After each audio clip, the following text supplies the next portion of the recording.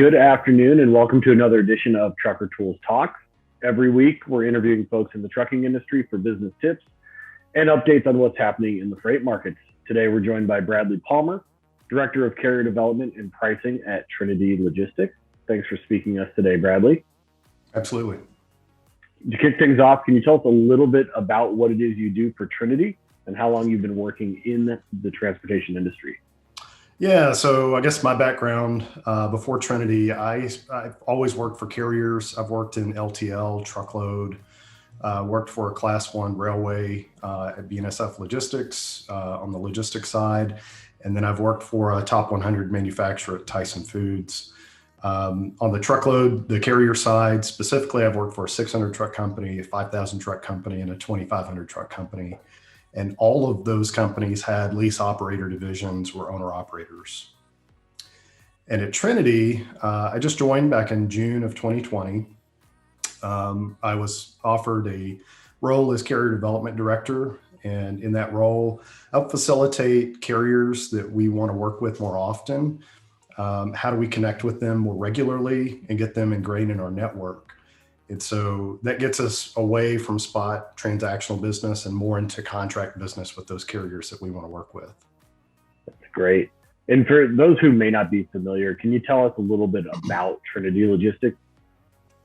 Yeah, so Trinity Logistics, a wonderful company that was started in 1979. It was privately held and managed and owned by the Banning family for 40 years, based in Seaford, Delaware. They're one of the largest brokerage firms you'll never hear about the farther west you go, but we've grown significantly since the company was acquired by Burris Logistics in 2019. So Burris is an asset-based cold chain supply company. They have about 600 trucks, 1,200 reefers, and cold chain supply warehouses on the East Coast, specifically in Maryland, Florida, and Connecticut. And under their tutelage, we've been able to grow. We've got a very robust agent network. Most of our agents have been around for 5+ years. One of our best and biggest is out on the West Coast, has been with us for 18+ years. And so, the great thing about Trinity, we were just recently awarded the top 20, number 20 spot of the largest brokerages for the country. We're also listed as a top 3PL and cold storage provider, certified great place to work, and recently nominated and won a great place to work for women by Women in Trucking. That's an excellent slew of awards you guys have been winning there. So congratulations on that. Thank you. One of the things we're seeing right now is drivers leaving companies to become owner operators, stepping out on their own. Can you talk a little bit about that trend? Some of the costs that drivers should be aware of when they're considering that, making that decision. Yeah, so that's the interesting thing. If you own an asset and you look at the spot markets out there, it's very compelling to try to get out there and make decisions on your own. And, I'm always respectful of entrepreneurs. I think it's one of the most wonderful jobs in this country is to go out on your own.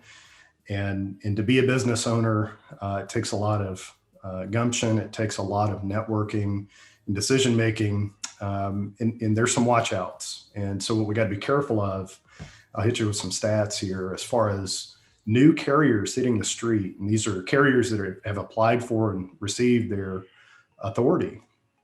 We're seeing thousands of carriers every month hit the new carrier list. And we're seeing it internally. We see applications to register as a new carrier with Trinity Logistics. And typically, we're very mindful of who we turn on and activate. We want to make sure that we're connecting, we're not proactively turning on the next new carrier. And so, we're seeing thousands of applications, to come in and be a service provider for Trinity Logistics. And so, indicative of the market, it is a compelling time to do that. And there's some watch outs. I think you got to be mindful of the cost of fuel. Since November, fuel has risen significantly. Obviously, that's driven by demand. People out on the street a lot more demand in the supply chain, a lot of fuel deliveries. And what sort of hit us in the winter was the shutdown of the refineries during the Texas power outage and the winter frost. And, we had gas shortages and fuel shortages in the southern part of the country. And of course, that drives the cost of fuel. The other big thing to keep in mind is in the last 10 years, the cost for a new truck. I remember when it was a big deal that a new day cab would cost $100,000. And, that was many years ago. Now you have to consider that the cost of a truck payment is up 33% in the last 10 years. And that's every week or every 2 weeks, however you've got your truck financed. The other thing you really got to be mindful of is the cost of fuel, your cost of tires. Those are the biggest variable expenses. And that's the thing, when you leave a fleet and the support of a fleet, you might lose your access to the cash price at the pump. You might lose your national account discounts. You might lose your access to national account tire program. And those are very significant costs in the long-term, longevity of your business. And so all those factors you have to keep in mind. But most importantly is insurance. Insurance has been a huge hit just in the last 2 years. When one major underwriter left the market, they stopped underwriting commercial truck insurance coverages. That sort of flooded the market. And then you expand that with all these thousands of new carriers applying for insurance. It's a big deal. And so when you decide, hey, I want to get out and get away from being under this fleet's authority, those are all very significant costs you have to keep in mind. Well, really good advice there. And certainly this is not an industry that's a low barrier to entry, right? That cash burn on a daily basis will catch up with a lot of people. What are some of the hot lanes you guys are seeing right now for truckers and carriers?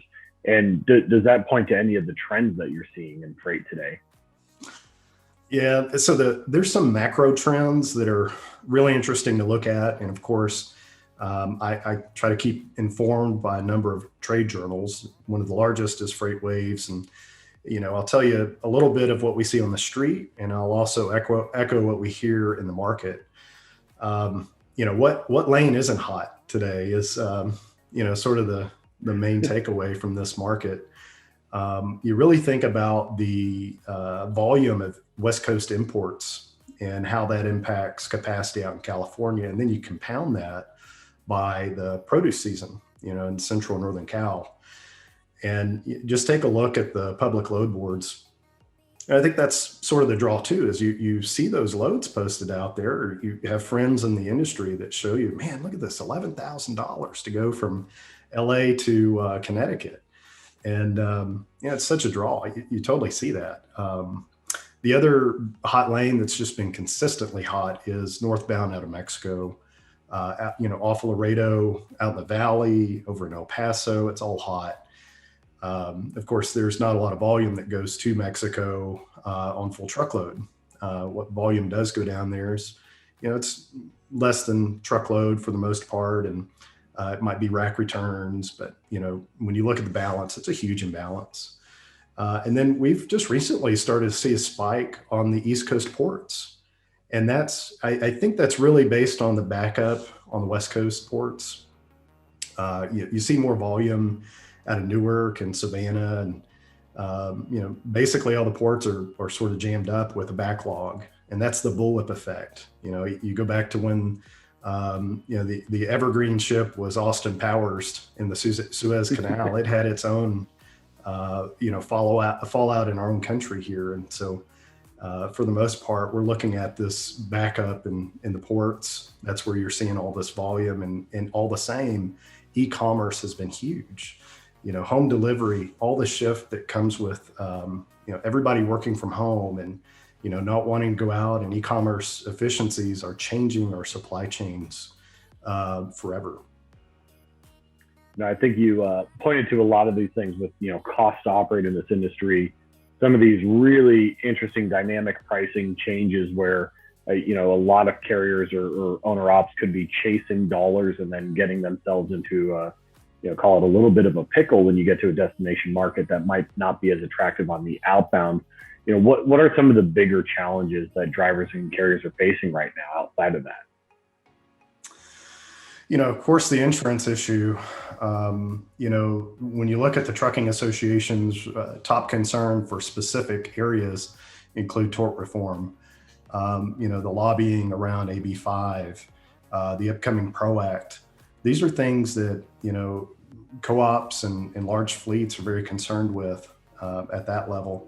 Secondly, when we interview carriers that persevered, specifically truck drivers that persevered exposure and risk regarding COVID at ship and delivery sites, those extended delivery times because of the requirements that are variable by site. A driver might show up to a site and, no mask required, come on in. And then you might go to another site that, and this is what's really impactful to your question, another site that, you've got a valid delivery appointment set. And we saw this down in El Paso. It's a huge backlog at one specific top 100 receiver down there through a week because they had an outbreak at the delivery site and they didn't have manpower to unload. And so trucks just kept coming in and coming in and coming in. And finally, word hit the street. I think I saw it on Facebook. Hey, guys, don't take any more freight to this market because specifically this receiver, they're not unloading us. They don't have manpower. And so we're seeing a little bit of effect of that. And then the economic impact payments, what we expect this year is about a 6.5% GDP in growth. And that's unprecedented. We've only had 16 years as a country since the not the Great Recession, but since 1929, that we've had growth above 6.5%. And so what that means is low unemployment, high demand for goods, and we're talking durable goods, and now services as we see people leave work from home scenarios. So there's just so much opportunity out there. The jams that we're going to see is so many independents out there creating inefficiencies. Large fleets create efficiencies. That's where they create their margins. It might be 2 to 5% on a year. We're looking at 10 to 12 on a great year. Hopefully it's this year for these large fleets. But these small independents, so many out there, so many inefficiencies. Everybody believes technology is going to fix it. This is still a relationship business. And that's something that Trinity is doing wonderfully well compared to a lot of our peers, is we're focused on that relationship at the carrier, the driver level. What is it that you want? How can we keep you sticky to our business? How can we keep you busy?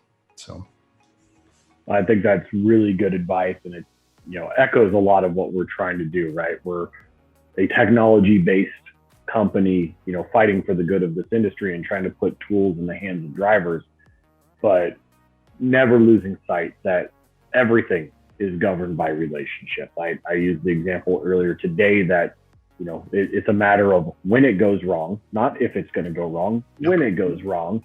The relationship between broker and customer, driver and broker, driver and customer, all of those relationships dictate the outcome.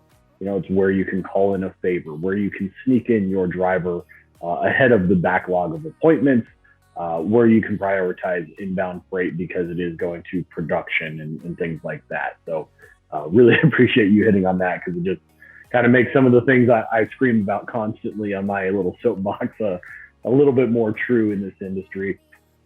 With that, wanted to open the floor for you. Any advice that you've got, whether it's to drivers, shippers, anybody in this crazy industry, just what do you feel for 2021? You touched on some of the GDP growth, but what else might you have for us? Yeah, let's talk about this audience of drivers that are going independent. They're leaving the flock that to go out there, and they want to capture the spot market, which is unprecedented. And they see those $3 mile rates, and they see the opportunity for big numbers to go cross country. My biggest advice to you is you're going to hop on those public load boards, and you're going to see those opportunities, and And it's going to be interesting for some time. And this is a very cyclical business. The reason why there's safety in numbers is that there's always a dip. It's easy to forget what happened in March of 2020. There was safety in numbers in these fleets. I don't recall a single fleet that had a driver layoff, even with extremely low demand. Drivers are always in demand, especially in this market. But my best advice to someone that's leaving the flock and going out to be an independent is when you look at the spot boards and you look at those opportunities, keep in mind that when you look at a company, look at who you're working with. Think about that in terms of a partnership, and be mindful of, when you look at those opportunities, who has what. You'll start to develop a feel for, it looks like, this brokerage has this kind of freight, or this brokerage has this kind of freight. It's a lead list for you as a driver, as an independent. Pick up the phone and start talking to people at those companies. They want to talk to you. They want to connect with you. And if you're able to create a relationship in any way, you're going to find out that there's freight behind the scenes, and there's consistent freight. And what they want is to connect you to that freight. They don't necessarily want to wait for you to find that load on the load board. And so as an independent, my best advice to you is to do your best to connect. And that's, you're leaving the flock. Those flocks tend to have sales representation. Small fleets don't. And so that's what you tend to forget is everybody's always selling all the time, and you got to be able to sell yourself. So connect with those providers that present the most compelling reason to work with them. I would plug for Trinity. We want to make it the easiest way possible, lowest cost to get paid. So that's why we work with Triumph Pay. A lot of our peers are doing that. You want to look for somebody that does that. You don't want to necessarily work with somebody that's making their margins on how quickly they pay their service providers. And then the other thing is, as you figure out who you want to work with, start to network. Don't just talk to one person there. Try to find some other folks. We've got a very robust agent network. We've got hundreds of people that work on that side. And I think about some of our best agents on the West Coast. They have their freight on the West Coast. There's somebody on the East Coast that has their freight. So just start networking. Being able to connect the dots on those return loads is the absolute thing that makes it work. And the depth of knowledge that a driver can have about his contacts and the freight, like you mentioned, behind the scenes, all of those loads that don't hit the load board. In my many years of running brokerages, most of the freight never saw the light of day in a public posting. And, we only put the ones out there that we didn't cover and we didn't have relationships for. Yeah. We always gave it back to the guy who treated us well last time, and the driver we owed a favor to when we do get a little bit more money on something. What goes around comes around kind of thing. Yep. Appreciate you spending some time with us today, Bradley. Appreciate everybody joining for these videos. Always interested in who our audience feels we should speak to next. If you have any suggestions, just drop it in the comment box and we will get them lined up for this. Bradley, thank you again. Really appreciate your time today. Thank you, Matt. Take care.